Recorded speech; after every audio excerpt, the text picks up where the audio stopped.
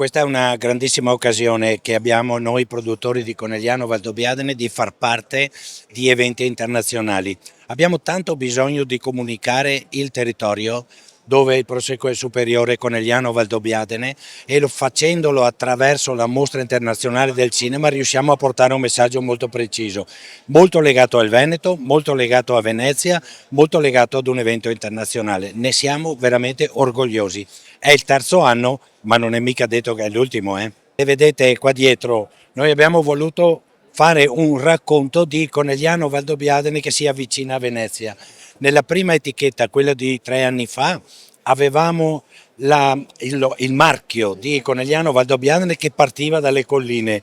Nell'etichetta successiva, l'anno dopo, questo marchio è arrivato in laguna ed è sopra una gondola e si sta avvicinando al Lido. Quest'anno è in sala cinematografica e le varie macchine da ripresa sono gli ospiti del cinema e Conegliano Valdobbiadene assieme a Biennale proiettato sullo schermo. È stato un percorso triennale che ci ha dato grande soddisfazione. Essere bollicina ufficiale e di tutti i momenti ufficiali di Biennale Cinema ci inorgoglisce parecchio. Diceva che quello del 2025 è stato un gran bel film, quindi. E anche noi facciamo un film, sì, perché sapete, alla fine, se guardate, alla fine di ogni film scorrono pagine di persone che tu non immagini siano state necessarie per fare un film.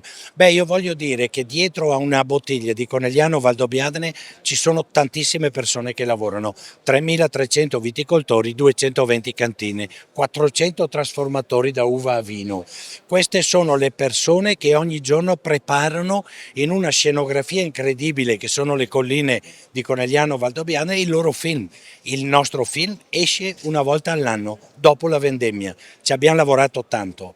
Questo è il racconto che Conegliano Valdobbiadene può fare.